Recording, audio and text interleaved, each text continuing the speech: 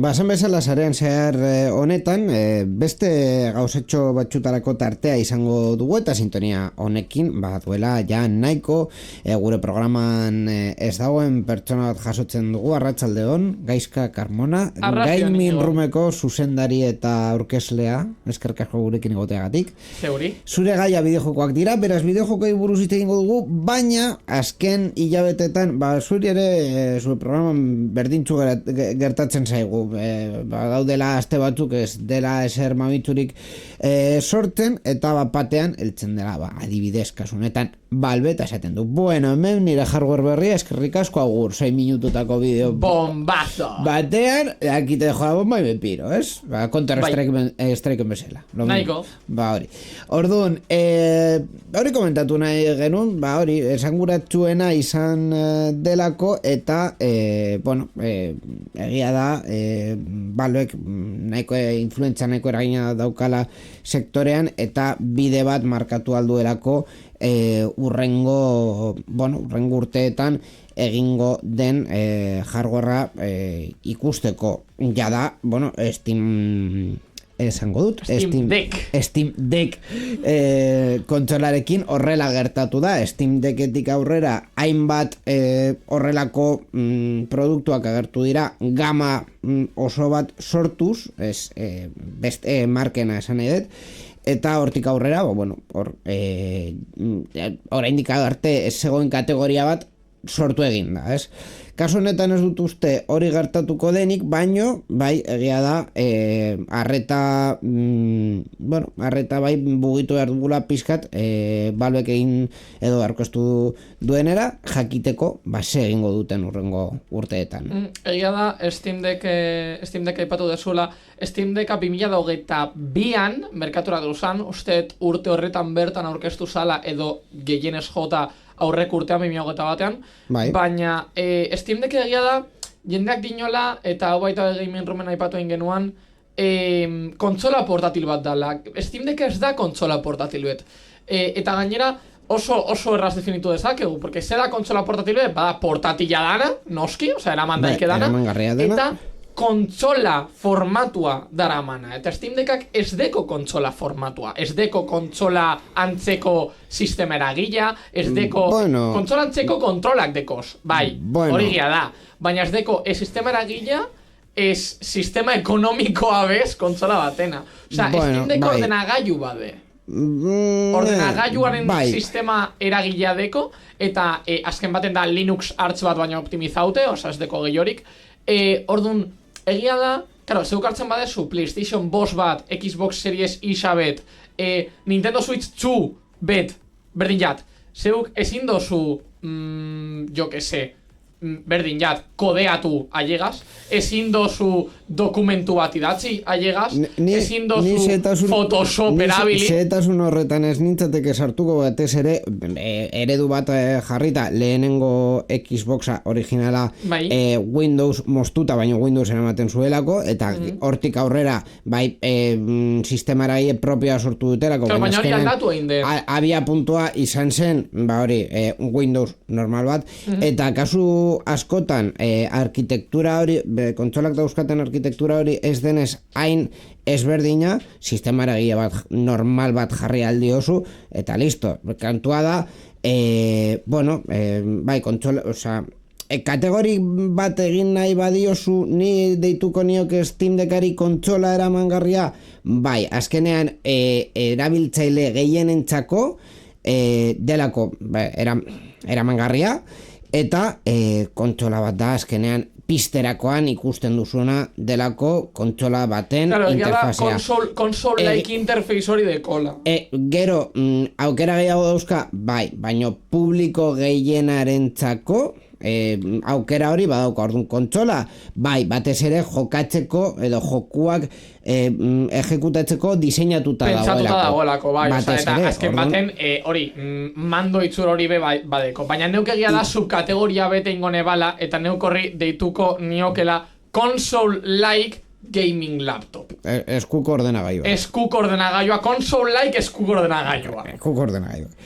Claro, hildo horretan ere, aurkezpen honetan, noiz izan zen aurkezpena, por cierto. Aurkezpena usted amaseoserrean izan zala, amazortzian, amazazpian edo. Urriaren. Ez, azaroaren, amazortzian. Usted. Hori, kontua da, aurkezpen horretan, baita ere, aurkeztu zutela, hardware berria, porque Steam Deck egia da esan degula 2022koa dala. Vale, aurkeztu zuten konkretuki, es que ez daki, claro, hemen de hecho, Gaming Roomeko gidoien jarri zenun, konsola PC, orduan, zera, kontsola edo PC. Pakete. Gertatzen jako gauza berdina da ordenagailuet, osea, esan dugu console-like ordenagailu eramangarria. Hau da, console-like ordenagailua, como concepto, eramangarria izan gabe. Porque da, escritorioko dinogun kontsola ordenagailu bet. Maigaineko kontsola bat, bueno, maigaineko ordenagailu bat, kontsola interfaza daukana, eta formatua berez fizikoki txikitxoa dena, baina kasu honetan, eta hau da interesgarriagoa dana, hau bai ez dagoela bereziki pentsatuta kontsola beti izateko. Osea, azken baten deko sistema erabilgarri berdin eta sistema erabilgarri hori diseinatuta dago jokatu alizateko, bai, baina hemen ikusi daikegu jendea ez dagoela soilik jokatzen. Egia da dekola plus bet dinogun, porque aurkeztu egin dabe baita be mando berri bet, the new Steam Controller. Bai, gero komentatuko duguna. Ez badakizute existitu egin zan 2005ean Steam Controller original bet, eta Steam Machine baita eta Steam Machine izan egia da, baina kontzeptu askoz ezberdina zan kasu honetan. Gero hortik irudi bat daukat konparaketa ikusteko. Movida da, Steam Machine berri honek dekola errezeptore berezi bet mando horrentzako. Zeuk PlayStation bosta piztu ditzen desun bezala eta mando hartu sofan bota eta zuzenean mandoari botoi baten emonez kontsolak automatikoki irakurritzen dauala eta errekonozitzen dauala, gauza berdina. Baina orain arte ikusi ditugun zera irudietan Valvek egindako aurkezpenan ikusten da kontsola bera eta ikusten direz pertsonak kontsolaekin jokatzen, bai mandoarekin, bai teklatu eta sauarekin. Ordenagailua delako. Honi deituko nioke hibrido bat. Eske hibridoa de. Baina bai jokuan zentratutako gailu bat dela. Baina movida da jokuan zentratuta dagoen gailu bat dela hori uste dezula atzetik dekon sistema eragileagatik. Porque sistema eragilea pentsatuta dago atal garrantzitsu bat bideojokoak izanez, noski. Osa, badeko modu optimizatu hori itzeiten genuan bere momentuan Steam Deckak bezala, jokatu alizateko, bigarren planoan prozesu oso gutxi izan da. Claro, baina eskenean hemen Valvek ez du beste marka batzuk bezala saltzen hardwarea saltzen, de hecho, hemendik dagoen hemendik dauzkagun puntu nabarmenenak ez dira hardwarenak, gero ikusi ditzazkegu hardwareen puntuak, baina hemen dagoen zera puntu nabarmenenak dira erabilgarritasun sistema eragilearena. Zera, ezaugarriak. Orduan, hori, ez du hardwarea saltzen du pakete osoa. Claro, Appleek egiten duen bezala. Orduan, baina ezberdintasuna da, Appleen sistema eragilea ez dala irekia, ez dala open source, eta hau bai. Bai, baina horretaz aparte... Zeukero zidaikezu, Steam Machine bet, eta sartu Windows amaika, nahi badezu, ezein, baina indaikezu, eta erosi daikezu baita be piezak nahi desun tokitan ordenagailuet montau, eta estimo ez sartu. Bai, baina horretaz aparte, Valvek berak saltzen duen produktua da hardware eta softwarea batera, esperientza, deituko diogo esperientza bezala, hau jartzeko zure gongelan. Hori da movida, osea, jende askok Steam Decka hartu eta gongelan jartzen eban dok bategaz telebistaren txufauta. Egia da horrek dekola baita be, switch batek dekon erabilgarritasuna eta intentzioa eta ideia ona dala neuk zuzenean jarri daike dala nere kontsola dok batean entxufau kable soil bet, USB-C bet eta zuzenean jokatzera jarri Eta, oin klasera junein biharnaz, edo bidai baten junein biharnaz, edo arrastia nire lagun baten etzea pasatzea junein gonaz, eta kontsolen eman nahi dut. Karo, Playbox bategaz, liatetua desmontar. Osea, hartu mobit desenchufo kable guztiak, hartu mobida, sartu nun baiten, hori dan trastoagaz gainera, ez da eramangarria. Orduan kasu honetan, zeuk, sencillamente, kalea kendu, eta kontsol eraman, ipalante. Baina egia da, jende askok usten ebala han fija. Eta de hecho, kasu hori genekan gogorau esan zigula Sergiok. Laura Retronako Sergiok, esan zigun. Berak erosein ebala kontsola, jarri inziola diska asko zandiagoet, eta zuzenan jarri ebalatok baten, eta telebistan entxufaute. Eta palanteos, a zentro multimedia bezala. Orduan, honek dekona da potentzia gehiago dekola, eta kasu hori hobeto eraman dezakela. Porque ya da Steam Decka incluso joko batzuk Full HD-en korritzeko sufritu itzen dauala. Porque ez dau horretako pentsaute. Osa dau HD-erako pentsaute. Orduan, askotan, egia da askotan, edo jende gehienak inogun, gaur egun jokatzen dauan jendeak, egon gela batean jokatzen dauan jendeak bereziki, lauka telebista dekola. Zeu jokatzen badezu, kontsola bet badezu egon gelan sobremesa o kontsola bet eskritorio o kontsola bet orokorrean laukan jokauko dezu. Edo zere telebista behintzat lauka izango de. Karo, Steam Deckak horregaz ezin dau, ni de koña.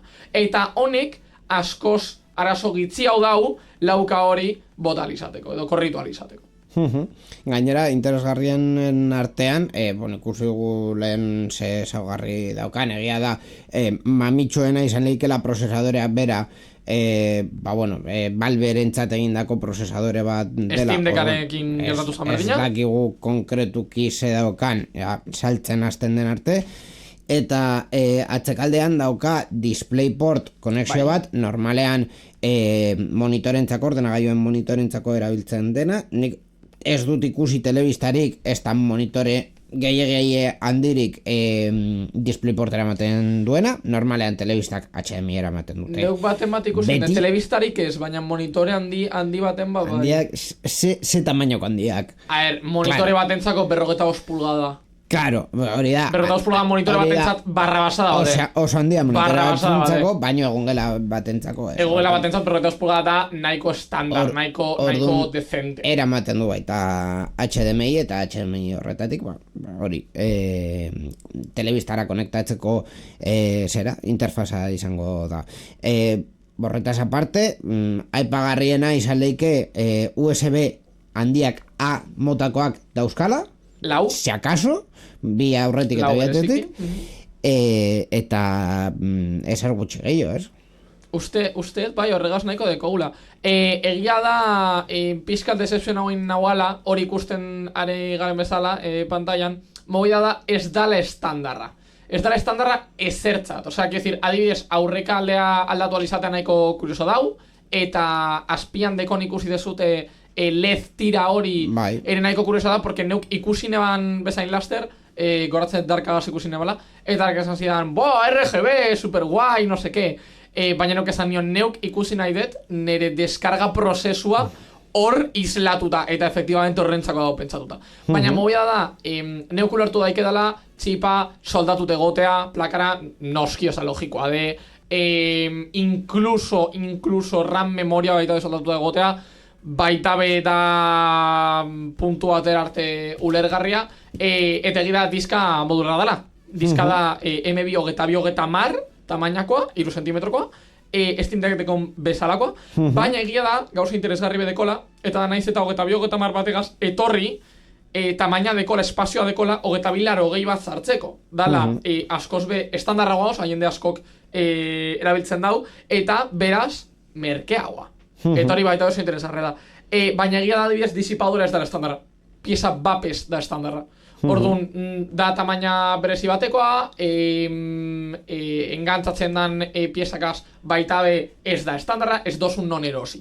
Hori da movida, hori da dekonpega. Horretan ere kontsolaren ikuspuntua, hau da, ez da piezak aldatzeko ordenagailua, da ez, baina egia da, ordenagailu bat kompaktuagoa claro, erabiltzeko eta neuna izango banu, montau daikezu olako zer pizkatan diagoa noski, baina montau daikezu olako zer mini iteiza plaka bategaz, oza, decir... tal cual, baina egia da pizkat handiago izango lehikela eta ez lituzkela izango honek dekon perksak, orduan. Baina bueno, hori izan zen dinogun plato fuerte, ¿no? Porque jende askok darama denbora gainera esaten etorri neko interesgarria de no, porque Steam Deck bi noiz dator Steam Deck bi Switcha gazein eben bezala. Baina ez dela behar. Eta Valvek esan dau, beitu ontxe bertan jendeak nahi dau kontsola portatil baten jokau 50-60 grafika batean jokatuko zenuan jokobet, como que no. Ordun, honek gauzak ondo jokatzen ditu eta ontxe bertan chip berri bategaz prezio egoko leikela pilo bet eta desberdintasuna efizientzian eta potentzian ez zala inbestekoa izango. Ordun, ez da bela berri betengo. Ez dela behar. Eta horregatik jende askok dino, Steam Deck bat erosiko dut, no seke, neu pentsa, nereak dekola ja ia urtebet, eta neu boratzen dut, pre momentuan erosteko izan nintzanean, jendeak zioela, bueno, agian hobeto itxaron Steam Deck bira. 2 urte dara matxa merkatuan. 2 urte. Eta ja Steam Deck bi ja Steam Deck bia, orduan, claro, ateratzen bada Steam Deck bia. Lasaitu pixkat. Ikusten badezute berriak, tipo Google News de estos, agertzen zaizkizuenak mugikorrean. Esanez berriak, jo que sé, de insertar nombre de medio de prensa. Esanez, bai, porque Steam Deck bia, no sé qué, datak eta... Denunciau, del tirón. Denunciau, spam bezala. Ez da benetakoa, esan dutelako, momentuz ezetz. Osea, en fin. 5 minututan laburtuko ditugu beste bi berri oiek, izan zireal alde batetik mandoa, ja, esan dugu Steam egin zuela bere momentuan mando bat, baino Steam Controller berria aurkeztu dute, Steam Deckaren ezaugarri oiek, kontrol ezaugarri oiek mando batean jartzen, batez ere? Da Steam Deck hartzea, pantaiak eta geratzen zaizuna batzea, eta badau. Eta hori oso ondo dago gainera, porque ondo pentsatuta dau trackpad deko zelako. Dala Steam Deckaren salmenta puntu nahiko interesgarri bet, inork ere egiten dagoana.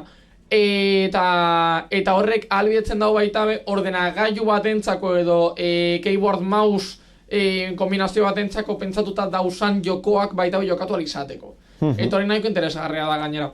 Trackpad horiek dauzkatelako, sagua egiteko funtzionalitatea. Hori da, baina dekozuz bat izan beharrian. Eta uste gainera lehen Steam Controlak 2015koak bat zeukala. Bat zoik, baina bat zeukala. Eta interesgarria baita basea dekolako, aipatu deguna, gainera Steam Machinak deko hori receptora dinogun, baina base honek albiatzen dago hori kargatzea zuzenan jarrita. Bai, magnetikoki. Hori da, eta baita hori konexioa beste dispositibo batera nahiko errazagoa dela. USB-C bitartez pintxau beharran. USB-C portua badeko baita, importante, badekola. Baina baseagaz ez dezula erabili behar, errazagoa dela. Eta hirugarren gauza interesgarria dirazala betaurreko berriak. Bai. Atera dituztela, VR berriak. Dirazala gainera nola esan independienteak dinogun, oza, gertatzen zaie MetaQuest 2, 3 edo Appleen Vision Pro gertatzen zen bezala, dekotela haien sistemara gile propioa. Ez direla ordenagailu batera konektatu behar. Hori da, ez dirala pantalla bat berez, dirala ordenagailu bet en sí mismos. Eta gainera dekote gauza interesgarri bet, eta da sistemara gile berdina dramatera. Berdina tal cual. Engo da posiblemente modu bet de full screen edo immersive dana delakoa zuzenan piztuta gertzen dana, baina neko interesgarria da. Egia da neuk uste VR-aren etorkizuna dala bideoan ikusi dugun bezala pantaiak ez dauzan tokietan pantalla bet jartzea. Osea, neuk guztia ikusi alizatea, baina pantalla bat ez dagoen tokian pantalla jartzea. Porque egia da joko asko VR ez dagozala eta joko VR on asko ez dagozala. Pantalla ikusten egin gara gaitabe Half-Life Alyx, eta Alex neuk uste, bere momentuan erabazi egin eban gotia, de hecho. Ez bestu behar, baizik eta gotia. Bai. Osa, imaginau. Eta hori nauk interesgarri da. Eta gainera, gauza oso aipagarri bat dekote dispositibo hauek guztiek batera, eta da guztiek dekotera micro SD espazio bet sartzeko. Jokuak mugitzeko kontsola, bueno, bai, gailu batetik bestera. Valvek dekon ideia da zuzenean zeuk jokoak deskaratzea micro SD batera eta micro SD-a eramatea dispositibo batetik bestera. Eta zuzenean entxufa izatea eta jokatzea jartzera. Momentu zau guztia ez du datarik ez da presiorik, esan dute 2026ko hasieran, baino ez dakigu konkretuki noiz. Hori bai egia da esan da bena, jendeak espekulatu egin ebela asko Steam Machinaren presioagaz, esan ez, pues neuk uste 600 pavoan egongo dala, neuk uste ez askoz garestiago izango dala, eta Valvek nota tatera dau esan ez, hau ordenagailua de, eta ordenagailu beti izan da, ordenagailu presio izango dago, ez kontsola presioa. Orduan, nire apostua hori entzun nebanean, jade base pentsatzen neban, baina nire apostua izan zan $9.99. Osea, 1.000 pavo. 1.000 pavo. Hori izan zan nire apostua. Egia da Darkak dinola adibidez, bera superposik egongo zala, PlayStation Bost Proak baino gutxeo kostatuko baleu. Claro, PlayStation Bost Proak kostatzen ditu 800 pavo. Osa, saspironta 50 esaten eban berak. Baino gutxiago. Claro, baina eske Steam Deck OLED tera erdikoak ja balio ditu 550, eske saia da, oso saia da. Eta gainera, oin, RAM memoriak izaten ari daukan gora berekaz, pues, como que no. Eta diskoak baita. Bai. Bueno, hori 2026an ikusiko dugu. Hori baino lehen gaizka, falta zaigu Gaming Roomen programa, denboraldiko programarik esanguratsuena izango dela Big Conference-arena. Amabi eta mairuan ospatzen dela Euskalduna Jauregian Bilbon. Hogeita batean izango dugu programa. Hogeita batean ikusiko dugu zerk eman duen ekitaldi hori Gaming Roomen, eta bitartean, beste programatxu bat daukagu hortik ere, bideojokoi buruz hitz egiteko. Gaizka, eskerrik asko gurekin tartetxo hau partekatzeagatik, eta hurrengora arte. Hurrengora arte, bai.